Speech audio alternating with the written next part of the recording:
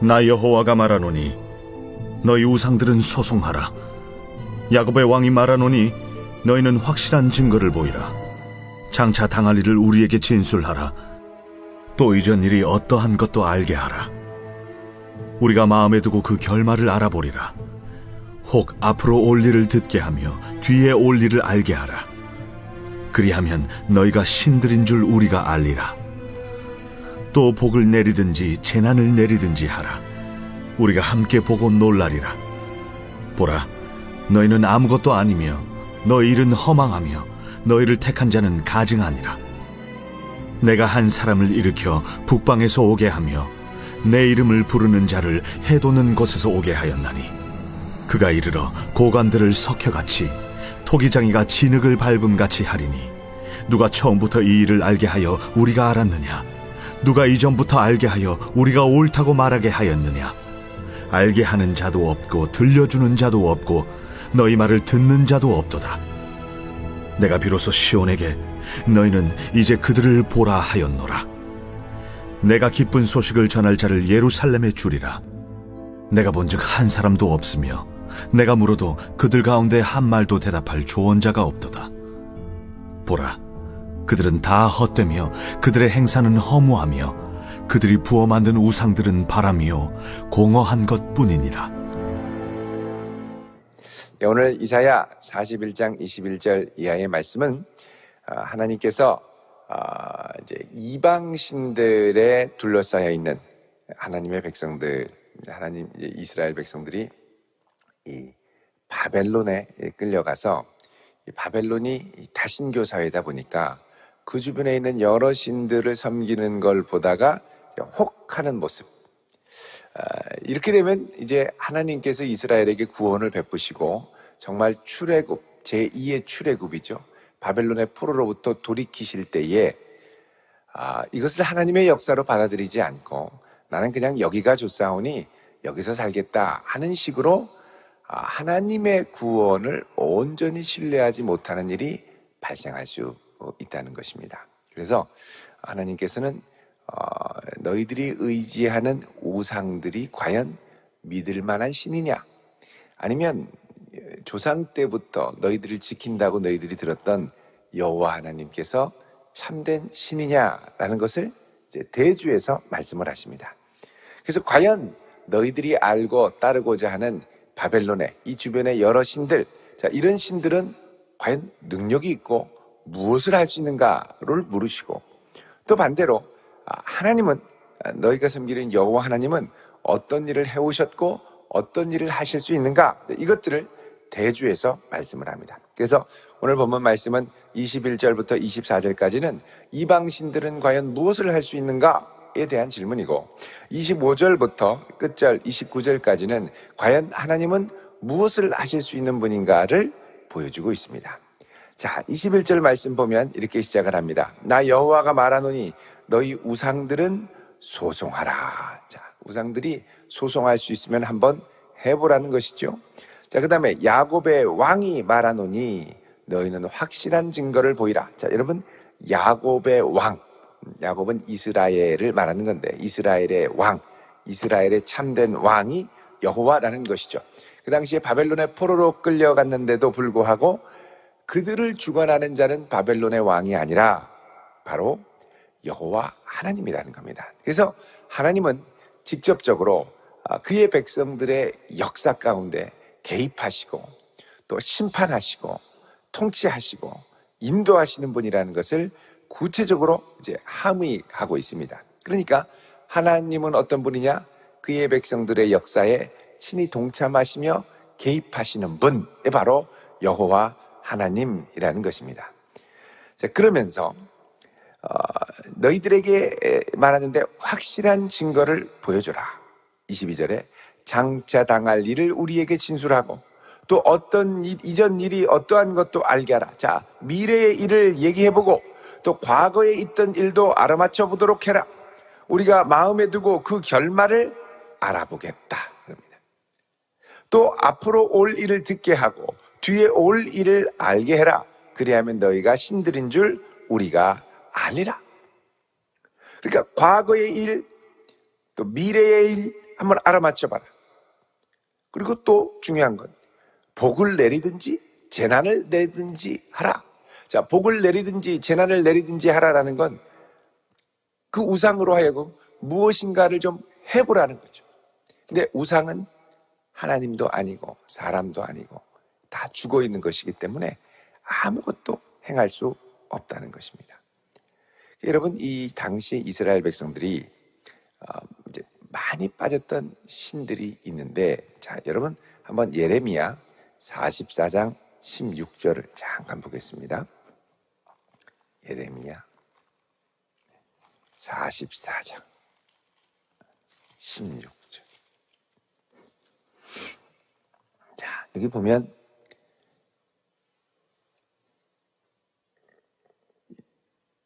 (16절에) 내가 여호와의 이름으로 우리에게 하는 말을 우리가 듣지 아니하고, 자, 여기 너는 예레미야 선지자입니다.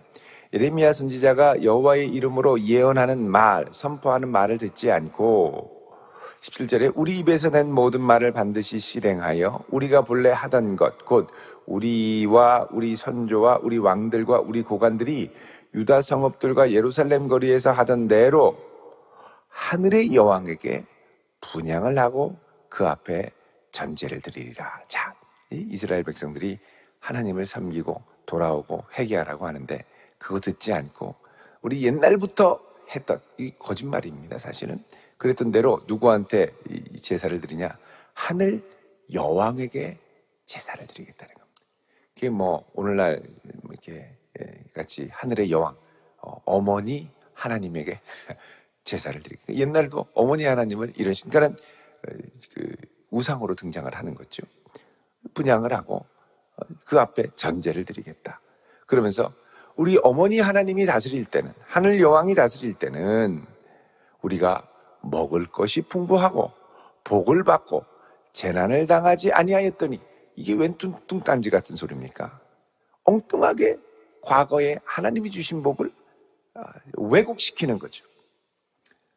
그래서 18절에 우리가 다시 하늘의 여왕에게 분향하고 그 앞에 전제드린 것을 패한 후부터 하늘 어머니 하나님 제사 패한 후부터 모든 것이 궁핍하고 칼과 기근에 멸망을 당하였느니라.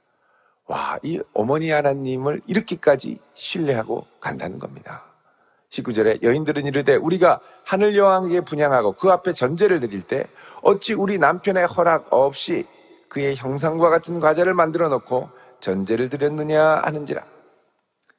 남편 허락 없이 마음대로 어머니 형상 얼굴 담게 이렇게 트레이드 마크로 꽝 찍어서 과자를 만들고 이런 식으로 제사를 드렸다라고 얘기를 하는 겁니다.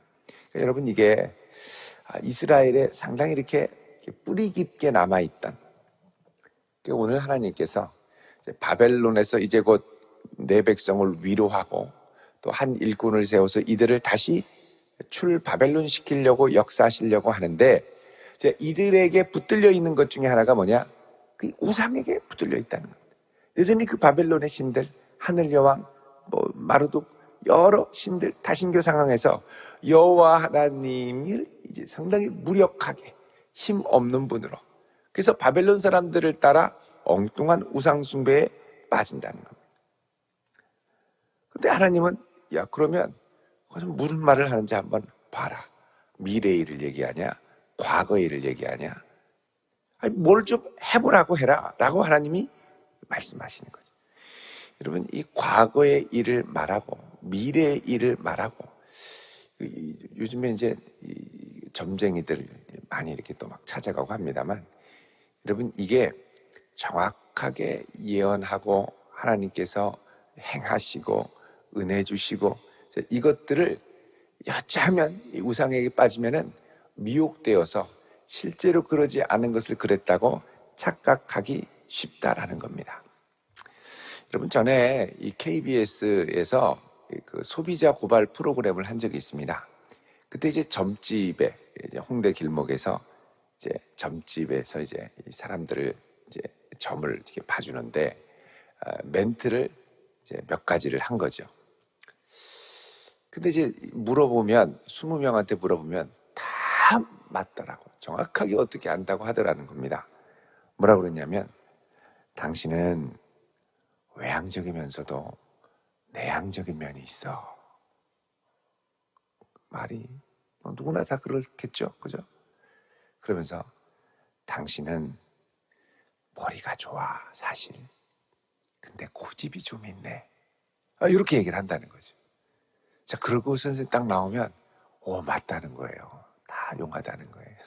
그러니까 여러분, 이게 혹할 수 있는 그런 말들이 있다는 겁니다. 이게 이제 그쪽 업계에서 전해 내려오는 이 비전의 자료들이 있는 거죠. 그러니까 들으면 이게 맞는 것도 같고 이것도 맞는 것도 같고 이게 따라가는 거죠. 그런데 그들이 말한 대로 가면 돈은 돈대로 쓰는데 이제 안 되는 거죠. 다 갖다 바치다가 쫄딱 망한다는 겁니다. 하나님께서 정말 역사의 주관자가 누구냐라는 겁니다. 아무리 주변에 바빌론의 이 신들을 따라간다 한들 너희들에게 참된 구원이 임하겠느냐라는 것이죠. 그래서 이 신들이 무력하다라는 걸 하나님이 말씀하신 후에 25절에 이렇게 말씀합니다. 내가 한 사람을 일으켜 북방에서 오게 할 것이다. 자, 하나님께서 한 사람을 보내신다라는 건 이전에 우리 이제 예를 들면 동방에서 한 사람을 일으켜 온다. 고레스를 이야기했죠. 근데 고레스가 공격해오는 방향이 바벨론을 무너뜨리는 게 남쪽을 빼고 북쪽, 동쪽, 서쪽 협공을 해가지고 이제 무너뜨리게 되는데, 자, 여기서 이제 북방이라고 되어 있습니다. 정확하게 이게 이제 한 일꾼 고레스라고 말은 안 합니다만 이건 이제 좀 뒤에 가면 나오죠. 근데 그 한 일꾼을 일으켜서 북방에서 오게 하고 또 내 이름을 부르는 자를 해 돋는 곳에서 오게 하겠다. 자, 해 돋는 곳은 동방이죠. 동방. 자, 이렇게 하나님의 구원의 역사가 임할 수 있도록 할 텐데 그가 이르러 고관들을 석회같이 토기장이가 진흙을 밟음같이 완전히 무너뜨리겠다라고 얘기합니다. 그러면서 자, 장차 미래의 이스라엘의 구원을 위해 이 일을 행하신 분, 이 일을 알게 하신 분, 이 일을 기획하신 분 누구냐라는 거죠. 누구냐라는 거죠. 27절에 내가 비로소 시온에게 너희는 이제 그들을 보라 하였노라. 내가 기쁜 소식을 전할 자를 예루살렘에 주리라. 자, 이제 하나님께서 놀라운 구원의 역사를 일으키실 것을 하나님의 백성들에게 보내주시겠다는 겁니다. 또 황폐했던 예루살렘의 백성들, 그 땅에는 이제 엘리트 그룹들이 이제 바벨론으로 많이 끌려갔다면 남아있는 연약한 자들이 남아서 거기서 비틀거리며 많은 위협과 어려움 가운데 또 있었죠. 그러니까 그런 자들에게도 이 구원의 소식을 보내준다는 겁니다. 28절에 내가 본즉 한 사람도 없고 내가 물어도 그들 가운데 한 말도 대답할 좋은 자가 없도다. 자, 하나님이 이렇게 이야기를 하고 이렇게 도전을 해도 이 하나님의 도전에 응전을 해서 대답하고 내가 진짜 신이다라고 대결을 할 하나님 앞에 감히 나설 신들이 없다라는 겁니다. 그래서 29절에 보라 그들은 다 헛되며 그들의 행사는 허무하며 그들이 부어 만든 우상들은 바람이고 공허한 것뿐이라. 그렇죠. 결국은 우상들은 아무것도 아닌데 자꾸 거기에 의지하고 우상이 큰 능력을 행할 수 있는 것도 아닌데 이게 우상 덕분이라고 또 부적 붙이고 절약. 자, 이런 것들은 다 바람이고 공허한 것뿐이다 라는 것이죠. 여러분, 이런 확신을 갖고 우리가 살아가려면 날마다 주의 능력을 우리의 삶 가운데 나타내 달라고 믿음의 기도로 나아가야 될 줄로 믿습니다.